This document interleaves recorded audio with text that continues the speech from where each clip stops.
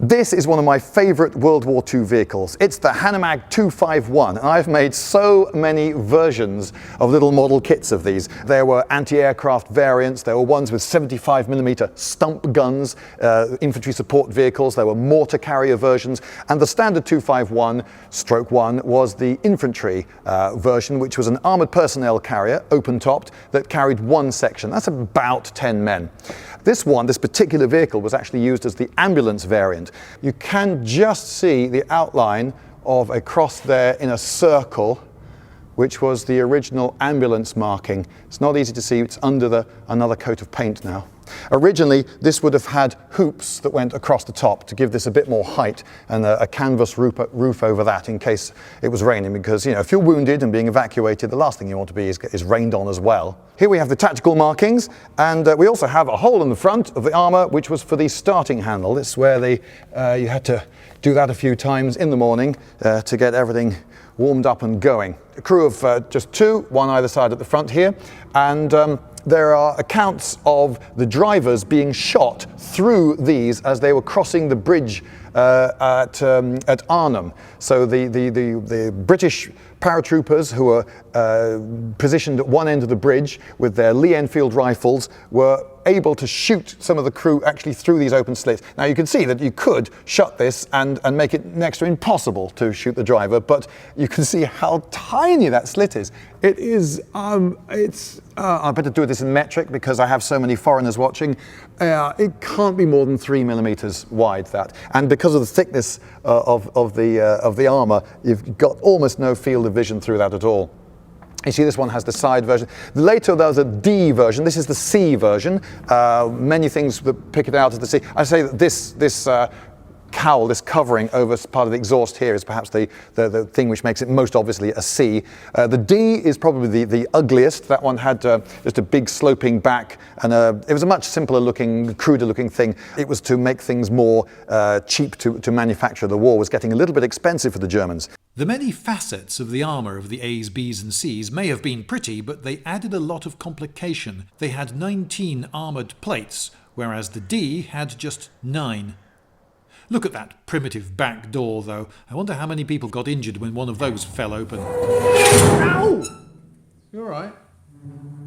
But why have a half-track at all? I mean, why not do a fully tracked vehicle or a wheeled vehicle? Or why this awkward compromise? Well, it's largely to do with expense. You see, these tracks down here, they get really good grip on the ground, and that gives you good cross-country capability. But it's very expensive and difficult to get these to go at a different speed from the ones the other side, or even ones on one side going backwards as these go forwards for very sharp turns.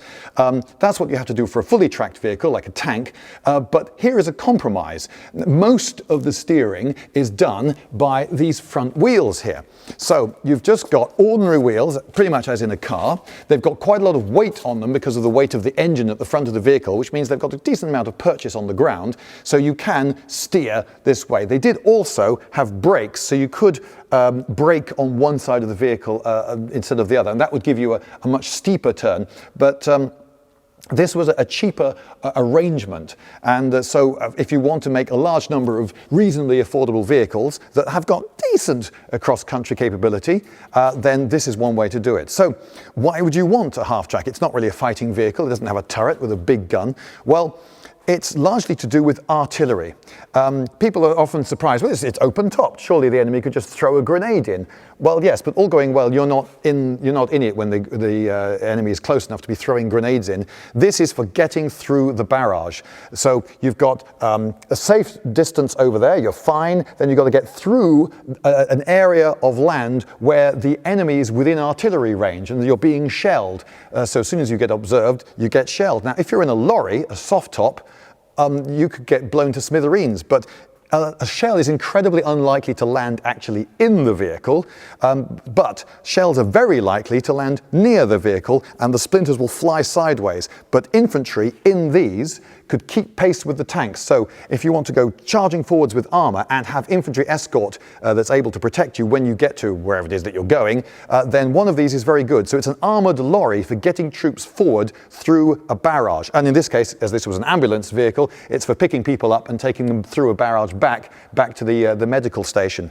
So that's the real use of a half-track. They're not armoured fighting vehicles, and you're not supposed to actually engage the enemy in these. You get close to the enemy and then you pile out of it. You might pile out of the sides, and this has got rear doors, and so you could get out of the back using the vehicle for cover. This is an American-built half-track, and in all the films they paint it lightish grey and put crosses on the outside, because in just about all the war films of the 50s, 60s, 70s and even into the 80s, these pretended to be 251 Hanomag half-tracks. In other words, this was pretending to be this. And just by painting a cross on the side, frankly, you didn't convince me. Even as a little kid, I know that's clearly an American half-track. It's an M3 or something. So there you go. So now you too will be able to be smug whilst watching 1960s and 70s war films, be able to say, yeah, it's an American half-track. They just painted it grey, put a cross on the side, fooling no one. This is Rat Patrol, circa 1967, and an M3 pretends to be a 251 in North Africa.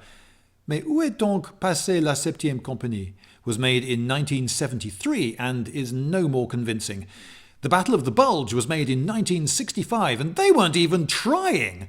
At least in La Grande Vadrouille in 1966 they made an effort and added some sloping sides to make them look a bit more Hanomagitudinous. Flat sides are not just uglier, they are also less bullet resistant, and the angled sides of the 251 made the hull a much more rigid shape. 4 factories made the earlier variants, and then 7 or 8 the D, making in total 15,252. Over 2/3 of these were Ds. Time to run through the variants. There were 22 official ones and several unofficial. The basic model, the Skiddif's 251-1. All right, that's how I used to say it as a boy. More properly, the Sonderkraftfahrzeug, or Special Purpose Vehicle, 251-1 armoured personnel carrier. 1 machine gun at the front with a shield, and at the back a pivot for mounting another for use against aircraft. The rear MG belonged to the troops in the back, and so would dismount with them. 3 of these and a command vehicle would transport 1 platoon. Confusingly numbered the 251-1 II, this one had racks on the side to shoot enormous rockets up and away. Inaccurate, but a lot of very big bangs. The 251-2 with its dismountable 81mm mortar, which could also fire forwards from the vehicle. Ordinary infantry also had such mortars, but these ones had a lot more ammunition with them than foot sloggers could ever carry. The 251-3 radio vehicle, seen here with the later style of aerial. The 251-4 was a specialist towing vehicle with a bit more pulling power. The 251-5 carried rubber dinghies. The 251-6 was similar to the 3 but had an Enigma machine in it, as well as a table, and was used for higher level command. The 251-7 carried a Pioneer bridge, 2 girder-like ramps that were strong enough for the vehicle to drive over. The 251-8 was the ambulance. It could carry 2 men lying down on stretchers and 4 seated wounded, or 10 seated. The 251-9 was the Stummel, or stump gun. It had a low-velocity 75mm gun taken from an up-gunned Stug 3, which could give close-range, high-explosive direct fire support. Not for taking on enemy tanks, though. It would probably lose. The 251-10 was the platoon command vehicle. Early versions had their 37mm PaK-38 anti-tank guns on the front with a full shield. Later versions cut the shield down a lot to be less conspicuous. The 251-11 was a vehicle for laying lots of telephone cable in a hurry. The 251s 12, 13, 14 and 15 were all high-tech, cunning artillery observation and ranging vehicles, but none of them was ever built. The 251-16 was a flamethrower vehicle with a hose each side throwing flames out to about 40 yards under ideal conditions. Apparently they were useful for rapid counterattacks to retake lost trench systems before the enemy anti-tank guns could be readied.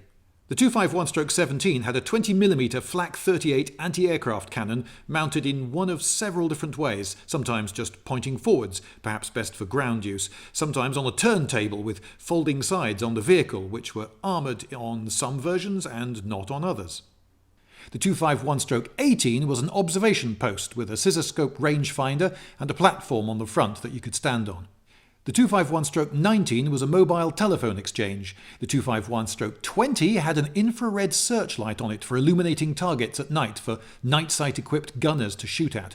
The 251-21, also known as the Drilling, had triple AA cannons mounted on it, 15mm caliber, then later 20mm, and mounted on a naval-style turret and aimed by shifting body weight around.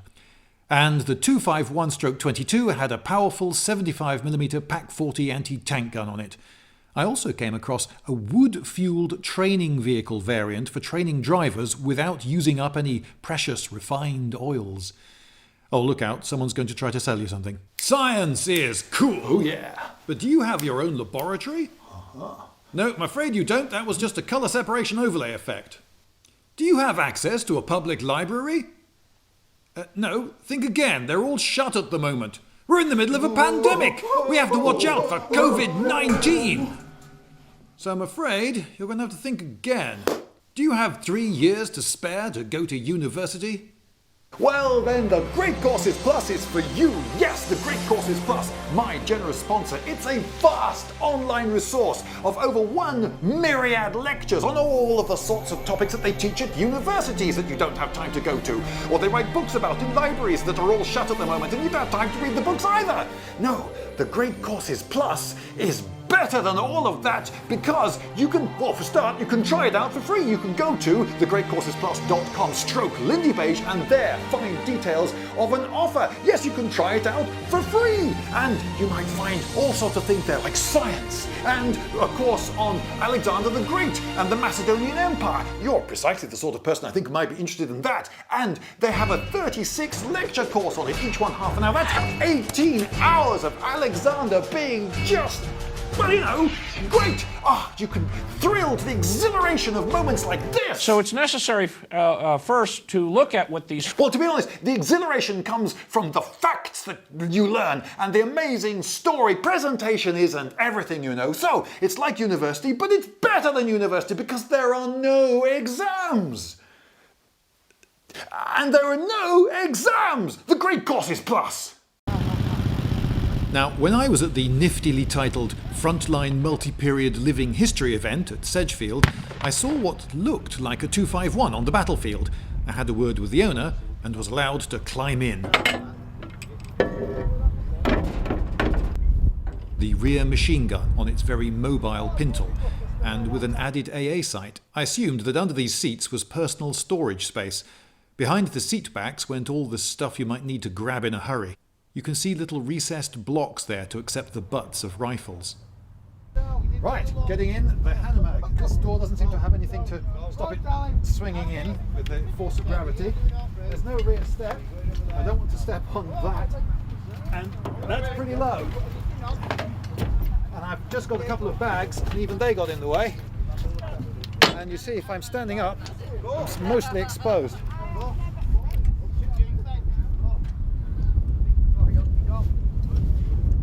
Right, well, if I sit on this seat, my entire head is exposed.